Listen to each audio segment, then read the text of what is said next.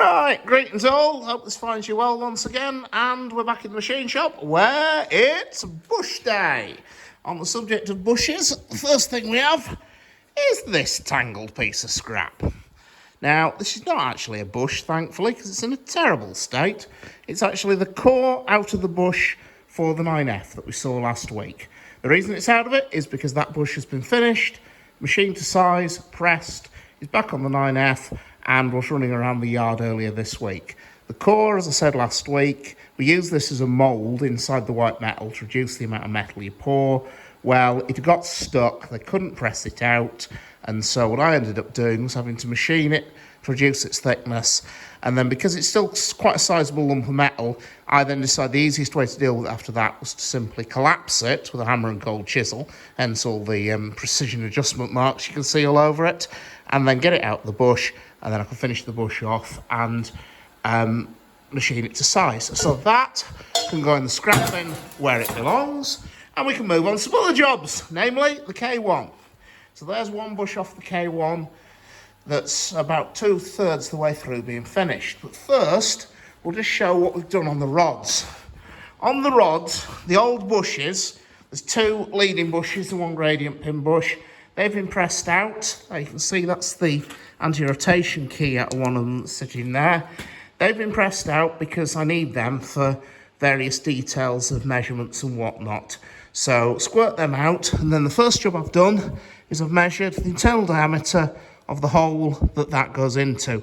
We've measured it vertically and horizontally because what we need to be sure is that that hole is still reasonably round. My view of reasonably round in a rod is that if the hole is round to within half of whatever the fit that bush is going to be pressed in at, then it's acceptable.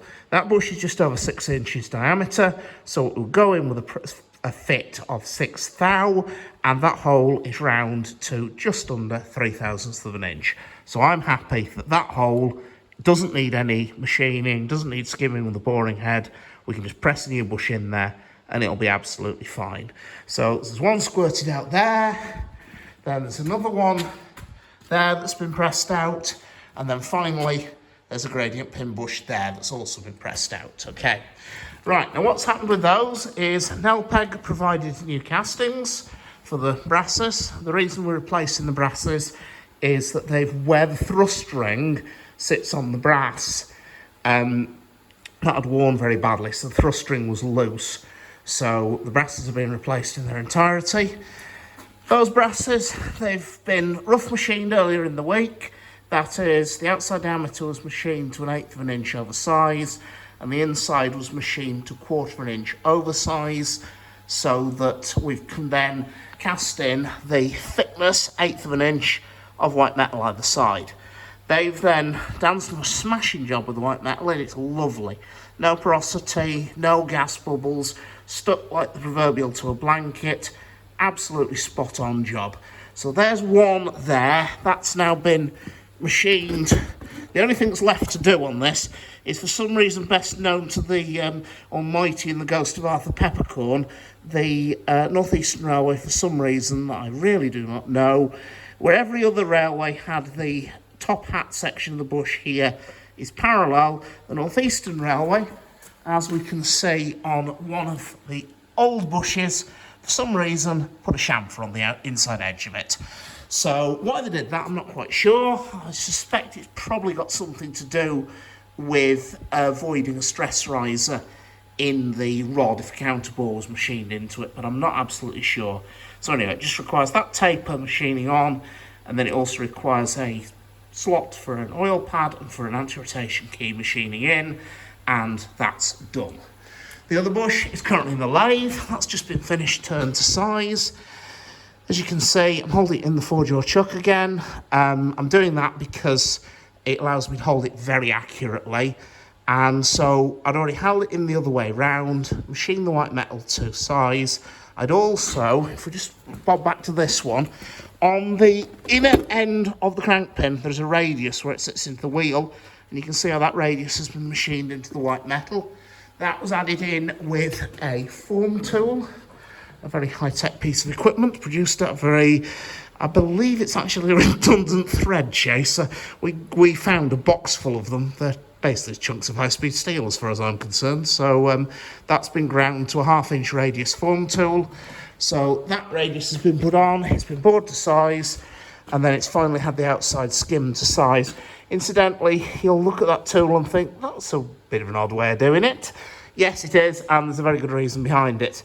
If I use a normal knife tool in there, due to how I'm having to hold it with the chuck, you'd be in serious danger of a spatiotemporal conflict between the chuck jaws and the tool you're using. By using that, it's actually a boring bar, by using that boring bar, you're avoiding the spatiotemporal conflict, and as a result, you shouldn't be experiencing any significant emotional events as a result. So that's those. They'll be finished tomorrow, because the last thing we've got to do is we've got to take them over to the milling machine and sit them into this wonderful setup. I can't take any credit for this. The idea of this setup I got entirely from Keith Pardy. It's a very simple way of centering a bush on the table of the milling machine. You have in the milling machine table 3 T-slots. You know those T-slots are equally spaced. So if you take 2 chunks of steel bar, the same diameter, sit them in the outer 2 T-slots, any bush that is sat on those bars like that has to be centred over that central T-slot. And so if I align whatever cutter I'm using to mill the keyway or to mill the pad slot, if I align that cutter with that central keyway, it has to be slap bang wallop in the middle of the bush. The angle plate is there purely to give us something to clamp the bush to. I'll put a length of studding through it with that long clamp you can see behind this thing here. We will have this across the end of the bush like so, stud through and out the other side of the angle plate. That will hold it absolutely solid, can't move anywhere, and the job's a carrot. As I said, I can't take any credit for that setup. That setup is an idea I shamelessly nicked off Keith Pardy, who was one of the guys who used to work in here, but it's a very easy way of machining details on bushes. And finally, the last job we've had in today is a bit of stress relief, courtesy of the boiler shop. What we've got here is the mortal remains of a batch of flashback arresters and a gas regulator, which regrettably had gone out of date. Gas regulators and other stuff like that has a defined user date on it. It can't be used, defined lifetime, so best before date, if you will. Well, once those are past that date, they cannot be used. And so Chris Kelly presented me with a pile of these and said, can I put them beyond use? I obliged. And I'm not stressed anymore. So anyway, that's where we're at. The last job we've got is the gradient pin bush for the K1.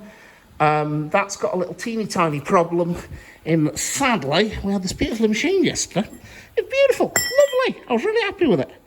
And then I passed it off. And you can see defects in the material. It's annoying that, because you couldn't see them until you actually started machining it. But sadly, that piece of material that I used for that is defective. It's got some small cracks in it. And the danger now is if you put that bush in a hydraulic press and press it into a rod, there's an even chance that bush will probably disintegrate. So we've got a new billet material coming for that on Wednesday, and hopefully that will be machined, finished, pressed into the rod and out of here. So just a quick heads up as well for those of you who are watching my videos, and it's very much appreciated, the positive comments. Thank you very much indeed. There won't be a video going up next week because I've actually been allowed a holiday. I'm not quite sure how Nick Simpson agreed to that, but he did. It maybe got confused. I don't know. Anyway, I won't be here next week, so I'm afraid you'll have to endure or possibly celebrate an absence of my videos for a week. So until then, I'll see you around. Take care.